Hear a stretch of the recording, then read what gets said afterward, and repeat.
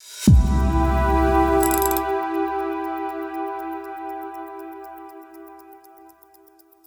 actually collect Cartier clocks, so I have Oh, really? probably close to 30 of them at the house. Oh, wow. And I have a few here, so. Where do you pick those up? It's just random trade shows here and there. On the chats, people will do stuff. And I wanted to ask your quick opinion about the Santos. Right. You know, it's an iconic watch. There was one guy who has a YouTube channel. It's called You're Terrific. He did a great video on the Santos. Mhm. Something he said, I want to get your opinion on this. He says, if Cartier raised the price of the Santos little by little, year by year, it would be on the same level as like an AP Royal Oak today, a Nautilus. It'd be in that same level if they just slowly, over the years, just raised the price because it's such an iconic watch. Right. What's your opinion on that? Well, the issue to begin with is that that watch was to be affordable to begin with. Plus, you have to look at Cartier jump into the watch markets and AP's jump into the watch market. AP never had a cheap watch, if you think about it. If you go back and you trace back a lot of the models that they have, the current hot models that they have, the chronos and things of that nature. Mm-hmm. Yes, it came out in 1972 at a price of I think $2,300, which at the time was like ridiculously expensive for a stainless steel watch. Mm-hmm. But if you look at all their other stuff, they were mainly known for what? For complications. And I'm just using APs as an example. So they were known for their complications. They started making complicated movements for Tiffany pocket watches, right? Okay. With that said, they were never a cheap brand. So you set a mark, right? Imagine if somebody like, I don't know, IWC today, which is not money-wise, is in the same realm of that of, let's say, AP or Sure. Rule 40 or Richard Mille for that matter, right? Yeah. If all of a sudden they start to jump, Yeah. the public won't take. And at the end of the day, it's a business decision, right? You look at your sales, you look at your product, Yeah. and you see what effect will raising these prices going to have on sales. And I'm sure at some point, some finance guru somewhere sat there and said, well, wait a minute, we raise the retail prices by 7-8%, you know, our sales dip by 20, it doesn't work, right? So I think it's a financial decision internally by the company itself. And plus, how much of your product do you want out there? Cartier is a brand that mass sells. If you look at their jewelry, I have 1,000 pieces of Cartier jewelry in my safe that sell really, really well, right? Mm-hmm. So Cartier is a mass selling platform. They have boutiques all over the world. They have lines all over. Pretty much every authorized dealers outside of the United States has the line Cartier.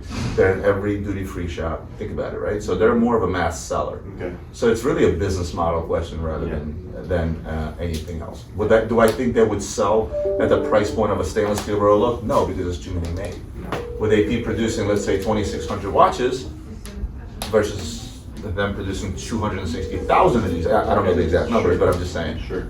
There's your answer. It's a question of a business model more than anything else. Yeah. How many made versus, Appreciate it. It's great to get an iconic watch though for a cheap price, considering the history behind it. So You know many what I mean? iconic watches out there at a cheap price. And Yeah. you can go literally across every single brand. That's true. That seemingly is not a popular brand.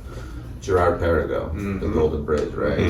Or Admiral's Cup. Two iconic watches. You know, you go to IWC, you don't have to go far back. Yeah. Pick up a Mark 15, right? Let's say. And those have kind of gone up, but it's still going to be under $5,000. You can find a nice old Mark 15 or 16. That's an iconic watch. And you can go literally brand by brand, and there's just so many iconic pieces within each brand that you don't have to spend a ton of money. I kept telling people this when I was doing the What's on My Desk, is that guys, there's just so much stuff out there that you can pick up today. Yeah. And literally, you can go brand by brand and you can pick up an iconic watch. We bought a Vacheron 333, you know what that is? No. All right, so 1972, 73, the Holy Trinity of Vacheron AP Patek. So AP comes out with the first sports luxury watch, right? The 5402 Royal Oak. A year later, Gent does the same thing for Nautilus because okay, we're Patek. Why don't we have one? So he makes the Nautilus in 1973, the 3700, which we have here actually.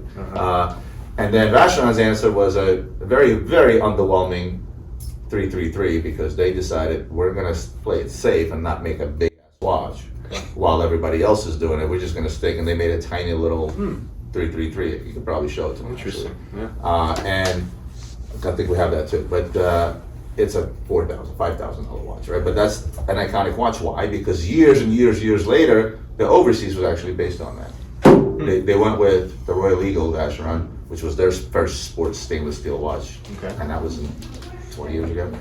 And man, even more, 2006, I think. They did it from 2006 to 9. I don't remember the exact dates. But then years later, that 333, this underwhelming sports watch, the answer to the Royal Oak Nautilus became the Overseas, which is through the roof right now. We just, blue dial Vacheron Overseas, what did we just sell them for? 38. Those are going up, right? Yeah, we're talking about pre-COVID, 19 to 21, where people were just not believing to pay retail for that watch, to almost double list now. Crazy. I think it's a better blue dial. And I'm It's an the best AP, blue and I'm dial. an Those AP. are beautiful watches. But I'm an AP. I'm a diehard AP fan. But Yeah. for me, that blue dial is the best. Vacheron, yeah. That's one of the more greatest. Good stuff. Yeah. No, there's a lot of cool shit that's out Yeah. there that's iconic that you can buy for no money Yeah. in comparison. You know, Thanks so much for facilitating this. that's no problem. I'm so Alex, humbled. show you the rest of the office. Yeah, here? he's gonna show us. We gotta around. show. We gotta show him the studio. Yeah. We gotta show him the great screen.